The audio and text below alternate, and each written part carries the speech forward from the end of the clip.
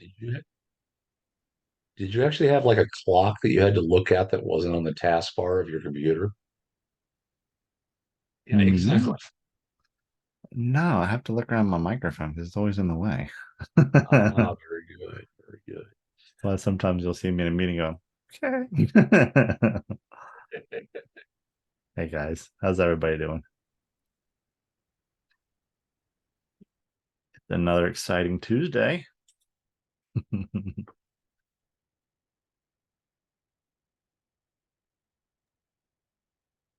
You'd be proud of me, Anthony. I've planned our next several office hours on what we're going to talk about. If nobody else wants to talk about anything. We always have people that want to talk about stuff. We love it when people talk about stuff. And not to discourage your efforts, but Sure, I'm okay with that. righty. Coming up on the top of the hour for our earliest adopters. Oh my God, we got 14 AIs and 5 people. Um, I love it.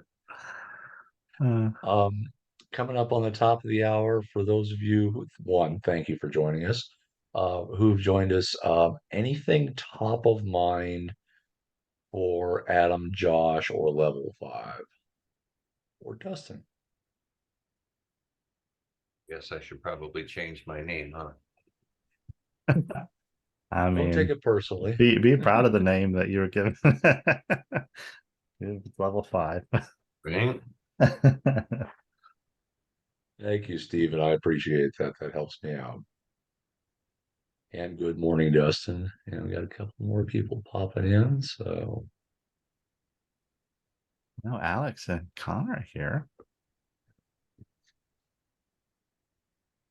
our ladies of account management kind of take care of their folks and want to be a finger on the pulse, as it were. So I'm glad for that. Alrighty. Just at the top of the hour today, guys, a couple more folks wandering in, but I will ask that one more time. If anybody has any questions, anything top of mind, anything that's been, renting space in your brain, as they say, Mhm. we're happy to talk about that, at the top and share your experiences with other folks. So please do shout out. Mhm. Or have you seen anything crazy today in the world of cybersecurity? Not yet. I was out sick yesterday, but reading news articles and stuff. Did you see the Ace hardware breach? No, I have not. It's that one. Yeah, they had something that hit their servers and brought all their stores down because the stores couldn't communicate back to the server to pull down like pricing information and stuff. Ooh. Jeez. Well, did it affect the free popcorn? No, it didn't mess with the popcorn machines. They just couldn't do business. Oh, And They were out of business, but the popcorn was safe. but it was Well, kind of thanks for the funny. heads up. The article I was reading, I think it was on that bleeping computer or something. I forget which site it was on, mhm. but they were saying that most of the communication was being done by local store owners on Reddit, trying to figure out what was actually going on because corporate wasn't telling the local store owners what had happened yet. Oh, Did they figure out what caused it? Was it just a breach? I know we hate to use that I word, but I didn't see yet, and I haven't looked it up today because I'm busy playing email catch up. But they said, as of yesterday afternoon, they'd had about 85% of their servers restored already. well, that's good in case I need something from my local store. Thanks for that, Josh. I appreciate the commentary there. Um, Ben and I were talking about the challenge of what EDUs and SLED are going through right now. My hometown, where I went to elementary school, they recently had a ransomware attack, and this happened, a year ago or something. And some parents realized that their children's data had been exposed, and so they took the school district to task for this. So they're actually doing a class action lawsuit or something ridiculous like that. And it's funny how we've seen here in California, and I know also in New York, where legislation, actually a litigation, has led to legislation, which has led to people saying, you've got to cover the students to the same level as the faculty and the staff. And it's whether the cart is pulling the horse or the horse is pulling the cart kind of thing. Um, I found that very interesting. And again, this is just mostly because it was my hometown and I was kind of curious if my data had been exposed. So I guess I'll have to wait for that letter in the mail. It looks like the Ace hardware might have been a phishing attack.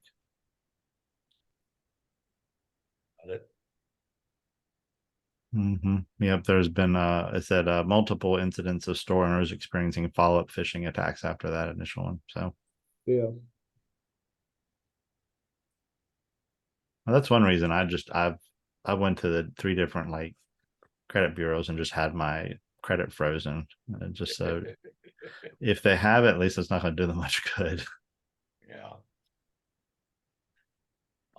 Just curious, does anyone here on the call have hardware stores in their stack? I'll take that as a no. It 4 of never them. ceases. Still, 4. Of them. Thanks, Mike. I appreciate the heads up on that. And any of them that you're okay, can you speak to anything that we were just speaking of, or were your folks unaffected? They were do it best, so they weren't Ace. Excellent. Excellent. Yeah, it never ceases to surprise me how many weird and small niche businesses or everyday folks like hardware store on the corner that our partners support. It always makes me smile to think about all the small folks that we help with our product and with your services. What you guys do to keep the lights on in all these small places. So, um, enough about me chatting. Ben, what's on your mind? Nothing too much, just another week. I did have a couple of things that I've been poking around. Like I said, I've been planning our next couple of office hours, at least give them a little bit of a theme. And I wanted to bring up a very interesting article that I read. It's not the newest, latest, and greatest thing in the world, but it is something that it's still out there. I don't know if you guys have taken a moment to read this. This is the well-developed phishing kit. It is easily purchasable on the dark web as a subscription-based phishing service. It's completely automated here. It's very easy to use from what I've read as well. Any victims that you get that you are able to harvest their token, they even give you a pretty little auto login button.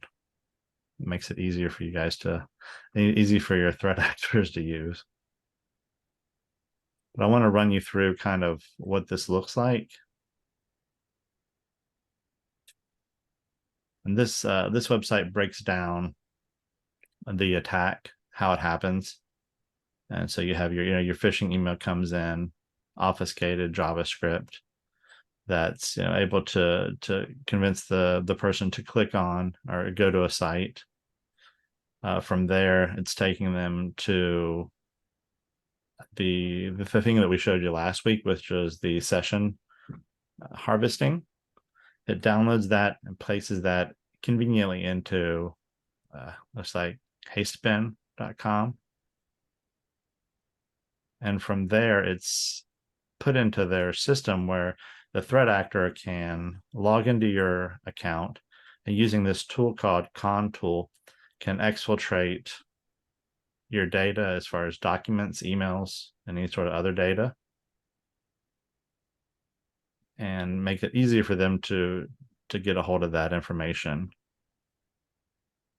Before you know it, you have a successful BEC with data exfiltration, possibly a ransom, not ransomware situation, but kind of they're holding your data hostage. So not encrypting it, but it is holding it on the dark web, and they threaten to release that if you don't pay. Can So you I wanted to put show a you link in Mhm. the chat, please? for sure. Thank you. Mhm. That's crazy Yeah, it really is. It's that they've gotten it that simplistic and systemized. mhm. Low price of only a couple of dollars a month. It really is. It's not very expensive, and I'll show you some numbers here too. Not just like the overall, but just what the group, the Well Fishing has made off of this service. Of which it is. It's a service that they're providing. They're not actually doing it, but they're facilitating. So you don't even have to know code very well. So this kind of sums up how they're doing this sort of attack. You know what code they're getting, and a lot of times they'll even be able to pick up that code that Office generates. And so let's see here. It says Well Panel is the crown jewel of the developer, and comes in at $500 for 3 months and $150 a month. For that, you can compromise any account that you want to. It says group IB researchers say that between October 22nd and July 23rd, or 2023, Well sold more than 3,800 items for estimated turnover about 500,000. So that's just them providing the service. So they're making a lot of money doing this. But I mostly wanted to bring up how easy this was to purchase. And if you are able to locate their website on the dark web, it's just a subscription that you'll pay. They did have a couple of sites that were not on the dark web that you could use as a store, but I believe have been either taken down or not available. I haven't been able to find one recently. Let's see here. I want to show you guys. All right, so these are the victims that have been identified by this specific service. And I want you guys to take a look at manufacturing engineering and ask yourself how many of your customers are fall into that field. I know when I was at MSP, that was primarily a lot of our business was manufacturing clients, especially in Virginia. And we've seen these guys go after these clients specifically because they're storing, drawings, confidential data on their SharePoint, and sometimes just even in their email. They're sending it back and forth.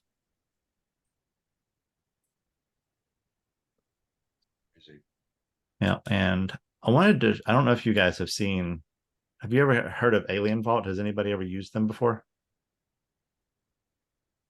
Yeah, they use open source and they package it up and sell it as a service. Mm-hmm. Yep, Alien Vault is pretty awesome. It's a way for you to kind of track these sort of situations, these incidents, kind of the IP addresses that the bad people are using, different websites, and just kind of like what's going on with each one of these. So you can dive into like this is a scanning host, which was probably used with that con tool. And you can see a little bit of information about the IP address, which kind of made me think, what could we do to kind of monitor for this with SaaS alerts? And I think what I figured is we could do a couple of different things. And they're pretty simple rules. They're monitoring for outside approved location, which you can see from this. It's coming from Germany. And just monitoring for large amounts of downloading of file data within a short period of time. And we can also team this up with, if those IP addresses become well known, like they're showing up in Alien Vault, we can add filters on them to look for, bad signs like unknown abusers and known attackers to cut down any sort of false positives. Have you guys run into anybody that's experienced this attack? Data exfiltration and whatnot?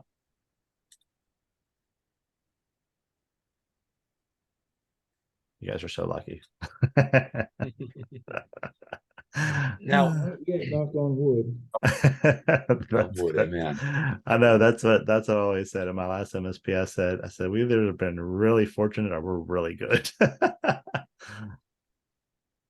Ben, is that Contool or any of those, do they actually plug in as an enterprise application? I mean, is that something that we could track like an Adobe plugin or anything else on an account?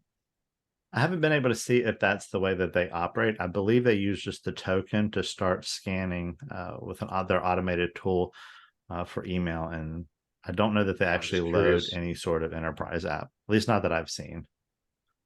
Understood. Thank you. They seem to be very well educated as far as what to do and what not to do, what flags would trip them up. The people that are using these are I believe, are much more targeted at getting into someone's account more than just the casual drive-by of looking for quick cash. But most of the IP addresses that I've seen, like I said, they fall outside of the US and kind of your I say usual suspects, but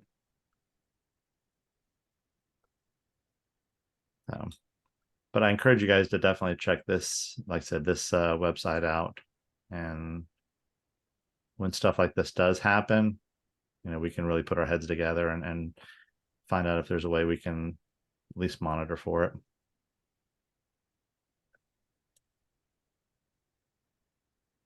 So that'd be a lot of administrative tasks kind of things to be adding in that to SaaS alerts, would it not be? You know what I mean? Not really. Oh, you were saying use that list from Alien yeah. Vault and put Oh it yeah. in. Well, it just just looking at it does, it does require, a little bit of back end, but just kind of seeing kind of where they're originating from can really helpful. It would be helpful to you to narrow down. I would love for us to be able to put those like IP addresses on a list, but most of the time they do end up becoming flagged, and we can use respond to look for those flags.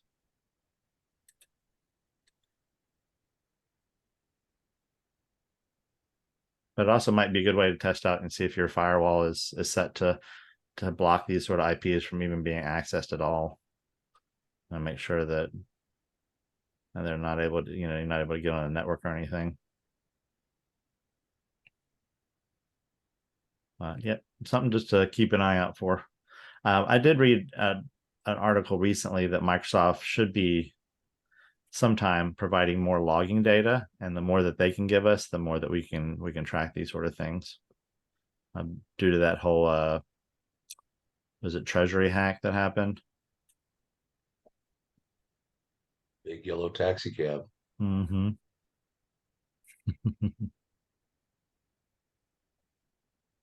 I don't want to make any promises here, guys, but about a year ago, our dev team was actually thinking about exactly what we were just talking about. I can see brute force attacks. Somebody's hammering on Luke all day long. I can see that. But I also, at the meta view that SaaS Alerts has, I could see if there's a single attack on Luke, and then a single attack on Lee, a single attack on Tom, a single attack on Kevin. So a very wide spray attack. And that was one of our very back burner projects was what if we could identify the source of a lot of this bad traffic and behavior and be able to push that back via conditional access to your clients to be able to block that. So that's something that I wouldn't say don't even talk to me for a year, but that's something we've actually considered. And if that's something you think we would find valuable, bubble that up to your account managers. It's like let us know that there's there's some value for that. And again, this is, I'm going to say, not much beyond theoretical stage at this point, but that's one of the things we were looking at is because we've got such a large, immense data set, billions of these kinds of alerts every year. We get a pretty good look at this. And because it's not just a single firewall or what have you, it's kind of interesting to have that point of view. Um, Ben, thank you so much for that. Um, and Ben, what should our folks be looking for in Unify?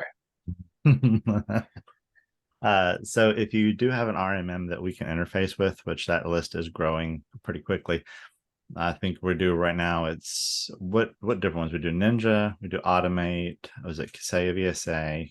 Yeah, Am I missing one? yes, and I don't remember which one it is. Okay, good.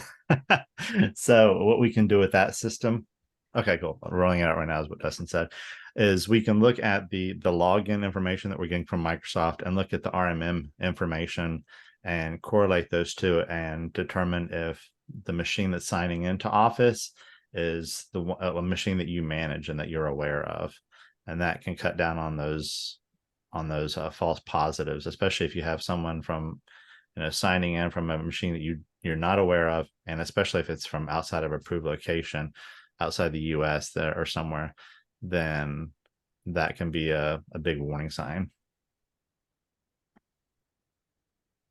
Okay, uses data RMM. Is data RMM one of the ones we do? I think it is, isn't it? Yeah, data. Oh yeah, Mike's saying data. Okay, awesome. That's the one we were missing. Excellent. But yeah, if you haven't set that up, definitely reach out to us. We would be happy to kind of walk you through that process and show you how everything works. We're making some really big improvements on it as well. So if you're one of those organizations has thousands of assets and you don't want to go through and identify each one, Adam's working on a way for it to be a more automated process that should make that a lot quicker for you. But from what we've seen, that's one of the best ways to combat the whole stolen token thing. Yeah, it's Unify is a little monomaniacal, but it does one thing and it does it really, really well. So I enjoy that product, even though there is a little bit of a as you say right now, the getting the mapping done can be a little bit of a mechanical lift in the beginning, but we're working on that. Yep. Speaking of other improvements, does anybody on this call use N-Central Enable?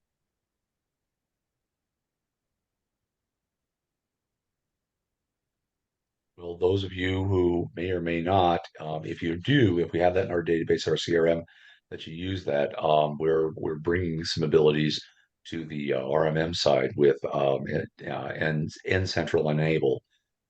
So look for some updates from your account managers on that. Also, if you guys are thinking of moving to a different product, like whether it's Kaseya or VSA or N-Central or whatever, don't hesitate to reach out to us and make sure that we let you know what it is that we support so that if you move to a different tool, you're not going to lose any functionality, or at least you'll have the expectation about you'll know exactly what functionality you'll be able to retain.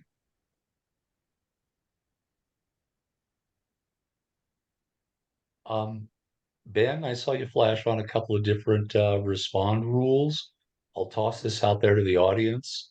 Usually we talk about respond rules fairly in depth during our cadence calls or during onboarding. Does anybody have any questions about the respond module or have any interesting implementations they'd like to share with us today?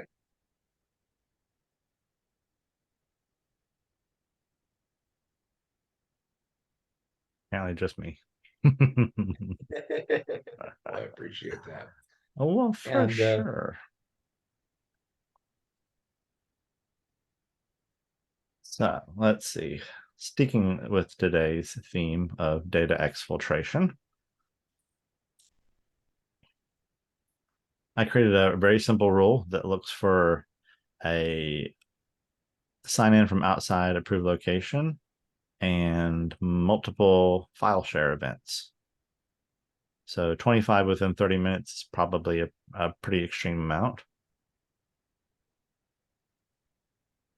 It's a very simple rule, might be a very, very effective rule as well.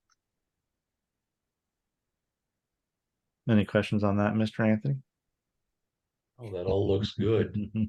Um, Dustin, you may not be able to see it, Ben. Dustin was asking in the chat about change password, one of the options for an action in in the respond module. Mhm. Ben, if you'd be so kind as to scroll down there to the response and actions. Just want to kind of talk through this a little bit. Yeah, instead of do nothing, you've got two options when it comes to passwords here. Change user password. That's just like if you jumped into the Microsoft portal and said, reset this guy's password. Mhm. Microsoft is going to send you a garbage string, long character, Lord knows what it is, kind of password. The end user won't know it, and you won't know it until you actually look at Microsoft's email. I'm sorry, I sorry guys, it's early where I am. Change user password is going to throw the flag that's going to force the end user to change their password when they log on. So they'll have to put in their old password and put in their new password. The reset user password, two down below that, that's what's going to throw the flag and automatically change the password. And then whoever the admin is gets the email. At least that's the way it used to be when I was in MCSE. That said, "Hey, here's the new password for Bob at." Mhm. So, Dustin, I hope that helps explain, as confusing as that can be, the difference between change and reset. Maybe change user password should be renamed to like expire current password or something. Yeah, exactly. Yeah. And Dustin, yeah, I think you're right. The reset password may be more secure because it's going to set up a garbage string that's, 42 characters long, or it's a dozen characters long. Whereas you and I both know if you allow the end user to change their user password, the very first thing they're going to do is it's going to be their dog, their birthday, and the exclamation point, or two exclamation points, or three exclamation points, or whatever it is they've got in their head is going to be a secure password. So, I've seen users, what they'll usually do is they'll just add an exclamation point on the end of their current password, and it'll just get longer and longer with a whole bunch of exclamation points.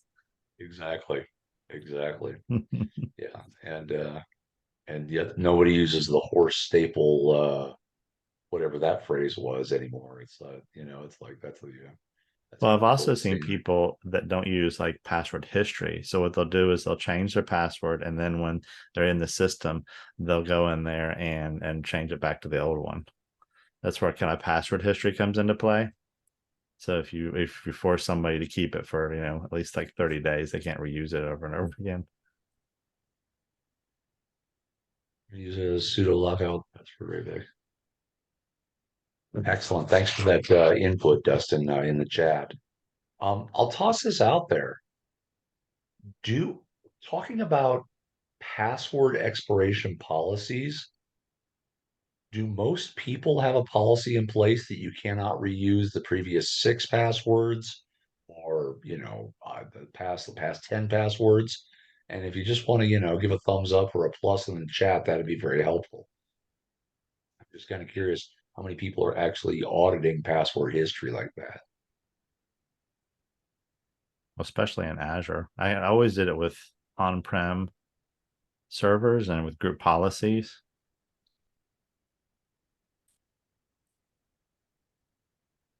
Since internally, some of you, we may have mentioned it, we're going through ISO 27001 internally. It's funny how busy our development teams are. Last 15, thanks, Josh. I think I'm a great number. Love it. It's amazing how much dev time is gone into tightening up our internal processes. It's it's we're a security company. We should be tight, and we thought we were pretty tight. In a lot of ways, we were, but then we hold it up to a standard, and it's like, oh yeah, we're close, but we're not quite there. Okay, so now we have to implement this and do that. And if anybody ever has to go through ISO, I wish you the best of luck. And it's been an enlightening process and an educational process, quite frankly, about just how loose we've been playing with this over the years. So, um, guys, we're about halfway through our time here, and I want to be respectful of everyone's time. Are there any questions? Is there anything we could focus on? I mean, we talked a little bit about where the platform's going. We've talked a little bit about the state of security. We played a little bit with some respond rules and the like. How else can we best utilize our time here today? I have a quick question. Excellent. Thank you, Enrique. Whenever just recently I logged in for billing purposes to audit something and I realized a new tenant I configured was disconnected. And in the past, I've seen a tenant disconnect here or there or have an error. Is there any capability of setting up an alert to let us know when a tenant gets disconnected or is having an error that in turn will not allow any type of rules we have to go into action since there's a technical issue and we might be thinking it is connected and it was actually not connected.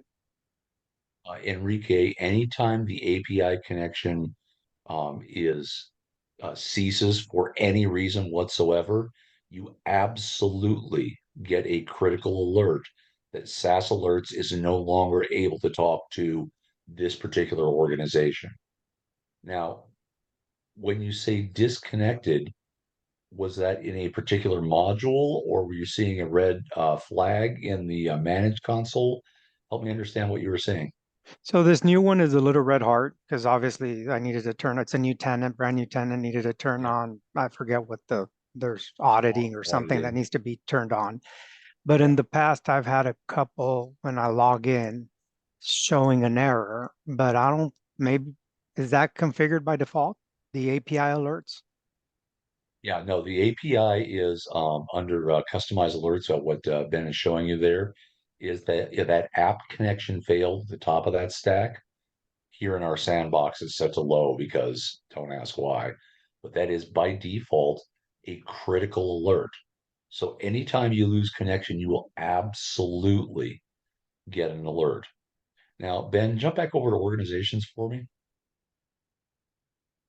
Now, there was a little bit of a GUI hiccup, which I'm not seeing here, where the under the pencil icon, you would see that, or over on the right, you would see the application column where Microsoft would be in red simply because it had basic licensing.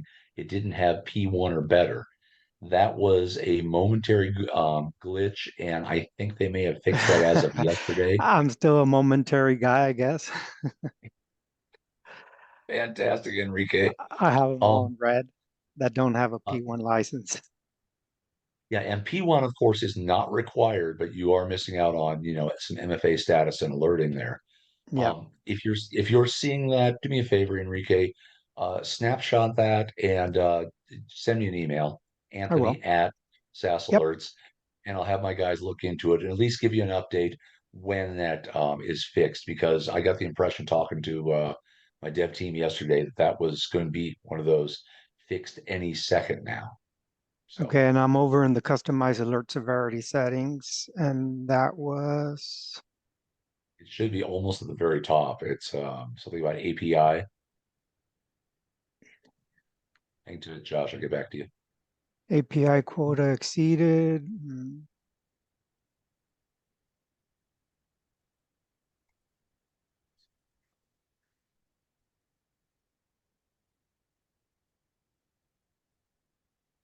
Yeah, but if you want to, we can talk about that. We can set up a Zoom call with you and you can show us what you're seeing. Yep. Yeah. Yeah, because I don't see that. And the only API I see is quota exceeded. Oh, Interesting. there is absolutely. And you're looking for app.connection failed, which is real world language. An API connection has failed. So Okay, that one is set up and it's 6 available apps critical. Custom perfect. severity default. So your what that tells me is if you haven't seen that alert come through to your PSA, Enrique, that means you're still getting good data flow. So the alerts are still coming in, they're still flowing through. We're seeing them from Microsoft. Now, if there's something else that's causing a little red flag because you're our own special snowflake, yes, definitely give me a screen grab of that and I'll have my guys look at it on the back end and we'll figure out if that's this known issue or if there's something else. Can this be texted as well? Not just a ticket? If you email it to me, I can take it from there. Okay, perfect. Yeah, perfect. Um, Josh, I see you have your hand raised, man. What's going on? Yeah, I had a question not related to the API stuff, but one of the companies we do IT for is a private school, Yep. and they have two domains within the same Microsoft tenant. And one of them is, the domain, and the other is like students dot domain. Right. And they don't want to pay for monitoring for the 630 student accounts. Is there a way to, segregate that or disable monitoring for anything that has the student dot as part of the domain? Um, that's something that I would definitely take up with your account manager because I'll, pull back the curtain here a bit. One of our largest single clients, over 70,000 seats, is a school.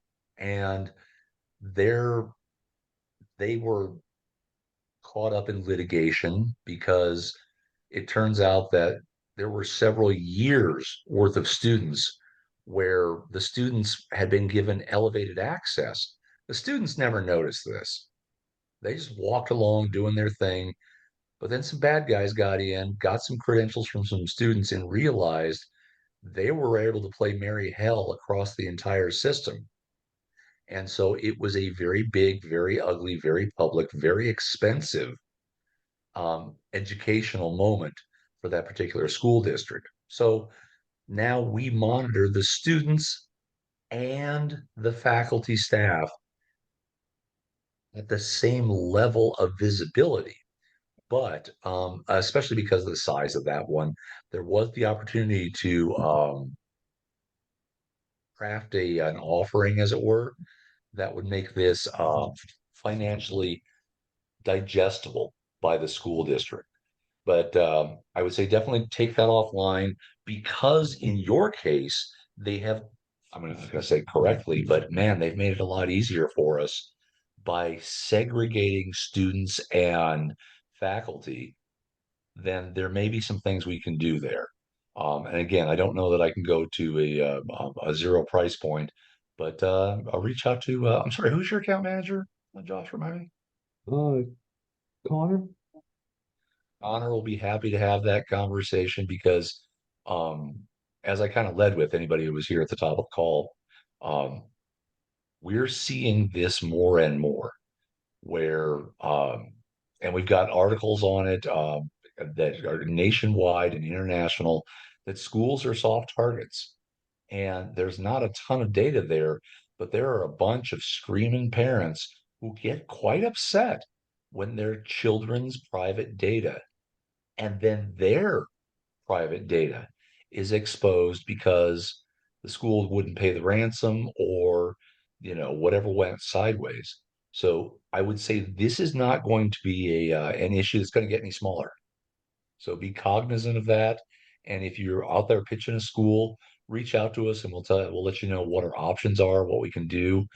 But our experience has been, and it's fun, and it's not just here. Literally, the previous call that Dana and Ben and I were on was with a British MSP, and they have private schools, they have public schools, they have a version of a charter school, and every single school district is a rollicking disaster because different administrators have had different concepts and different executions, and it's it's going to be a lift to get into any school district. One, because the billing cycle and everything else, Yeah. but two, their standards have are seem to be a matter of opinion on the time of day. So good luck with that. And if you're pitching a school, don't hesitate to reach out to us and we'll talk about what our options are. Yeah, I don't do the pitching. I just do all the work in the trenches. And then I get Hey, I asked sold like, this. hey, can we do this? Yeah, they didn't ask, can we do this? It's just, oh, now you're going to do this. Yeah, it's like, hey, we want this. Hey, We'll hey, make it Anthony, happen.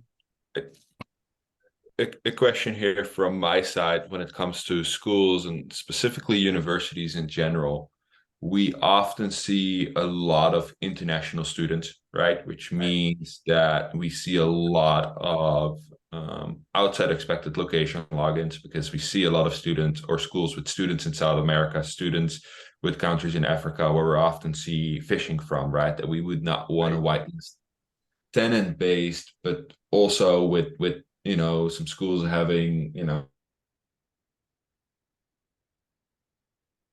mentioned whitelists can become very cumbersome. Is there functionality or is there functionality coming where SaaS would be able to pull the expected user location out of Azure AD? Because there is a field for the the expected Right, user yeah. location, right? That's an interesting one, Mike. Let's take. I'm sorry, Ben. Let's take that. Take that back to our dev Yeah. because I haven't heard that voice yet. That's a good one, DJ. Yeah, I'd like to follow up with that on with you too, DJ, and show me where that is. I'm sure I could probably find it, but that'd be good. Yeah, I I'd can. like to see if we're ingesting that. We may be ingesting it already in our raw data, just a matter of parsing it out. I'll send you some screenshots, Ben. Cool. Awesome. And Anthony, I got one of your favorite questions from Mr. Dustin here. He's asking about an explanation of the threat score. And he says he had a lot of users' homes that have a threat score of 100. Absolutely. Okay, guys. Here's my boilerplate answer. We see billions of alerts like this every year. So the data that we're capturing, we're comparing with public databases and our own internal databases. Now, this particular one from DigitalOcean can kind of be a crapshoot of a ISP, but we have seen abuse and attacks coming from that IP ending in .36. It's a known threat to us. So we're going to flag that with a high threat score, in this case, a threat score of 100 on a scale of 0 to 100. The challenge here is that think about where bad guys are acting. It's in Microsoft data centers. It's in Azure data or in Amazon data centers. And their bad guy traffic is flowing through your local ISP.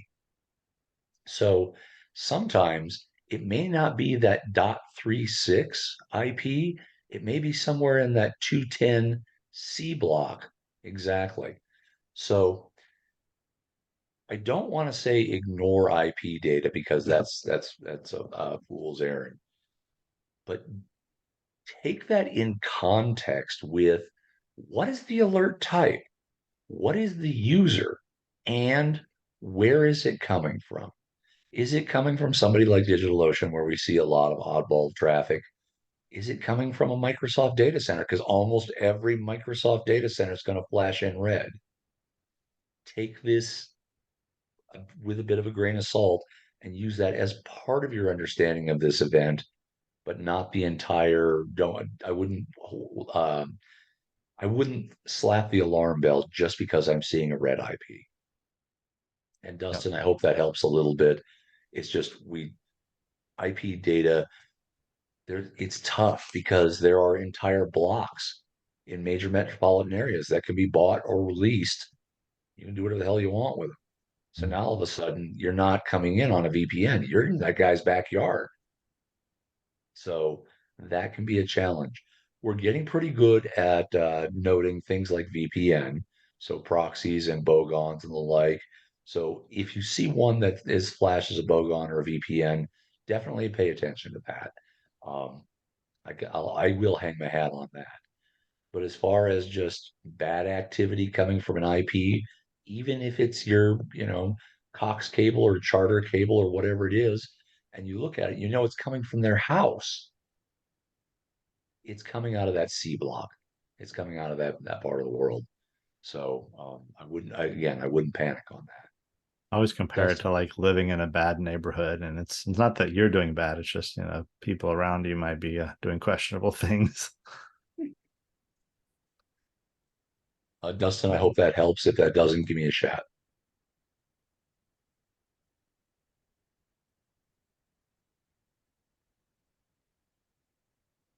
Oh, good questions.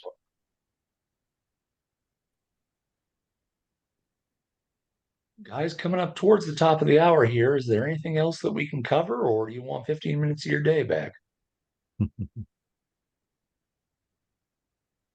I want coverage. I just don't have anything to cover, but I'm all ears. Always appreciate that, Enrique. Always appreciate that. And again, thank you everyone who does show up for these things. Some of them are going to be quite boring. Some of them are going to be quite interesting. But I'm going to be honest. I'm not going to lie to you. I mean, it's true. It's true. But I hope that you're finding some small amount of value, and we'll tune in on a regular basis. And when you have those questions about, man, how would I get this out of Fortify? How would I understand and craft the right rule in Respond to get the results I want? Bring it in here, man. We'll walk through it in real time, and getting other people's input. I've got 30 sets of eyes here. That's fantastic. We're always happy to have that happen. I think for today, I'm going to go ahead and pull the plug on this. I want to thank you, everyone, for showing up. I hope you'll show up again for our SASE monthly meeting, our SASE community meetings that happen on Thursdays as well. A little less technical, a little more highfalutin, but those are never boring either. So Isn't it interesting with the mobile app? there is no small amount of interest in the mobile app coming. And I believe our marketing folks are about to drop in your inbox. And I'm not going to say that there are things available on the different app stores just yet, but if it's not They're already today, there. The Android and yeah. iOS. What? How did that get here? Okay, well, since Enrique was kind enough to give us the head 911 on that, Enrique, I will say this: it will say something about being in beta, because the mobile app, and I'm an Android guy, so I've only played with it on my Android. But the mobile app on Android and Apple right now does pretty much everything you can do by logging into manage.saasalerts.com. Adam, I love it. I love you, early adopters. With the exception of the analysis module, there's some challenges porting specific searchable criteria. Um, Thank you, DJ. Um, there's some specific functionality in the analysis module that we have on the web page that we don't yet have the in the phone app, in the portable app. So look for that to continue to evolve, but I'm going to call it pretty fairly well fleshed out. Haven't played with it myself. So yeah, grab that, play with it, understand it's in the final beta stages, but we look forward to hearing your feedback on that, and seeing what else you guys do with it. The real reason for its existence has to do with push notifications, getting rid of SMS texts and everything else. And that is not there yet, but that, I'm going to say, a reasonable expectation will be this quarter. So look for that to be finished building out that particular portion of it this before the end of the year. Sorry for the spoiler alert. Remember, I'm the odd one with Red Microsoft. No, no, no, it's not a problem, not a problem at all, Enrique. And again, I think there was, we want to dump this on you guys and say go play with it, but we wanted to make sure to understand that there are a couple of portions that are not fully fleshed out. So that is absolutely coming. That was, again, the push notifications was the point of this exercise. And then we found, ooh, we could do this and ooh, we could do that. And it's like, hold it, I can build my whole damn platform into this mobile app. And we're almost there. So play with it. Let us know what functionality you're finding in it that's useful, what other enhancements you might like to see. And if there's something that just plain doesn't work, give me a day or two. Let me see what I can do with it. Any warning, we need to watch out not to hit a button and create. No, no, it's no, it's No self-destruct buttons. I tend to find those. um, any parting questions? Anything else we can touch on before I pull the plug on this one, guys? If it makes you feel better, the email went out this morning announcing that the app was out there to download and start playing with. So it wasn't a spoiler. I appreciate that, Josh. Yeah, I don't want to get too far ahead of I never want to get ahead of dev, and I don't want to get ahead of marketing. team. I want Yeah. them to set the tone. They'll get in Blame trouble. Enrique. All righty. Guys, have a fantastic day. Thanks so much for joining. I look forward to chatting again another day. Thank you guys. Bye-bye. Thanks. Take care, guys.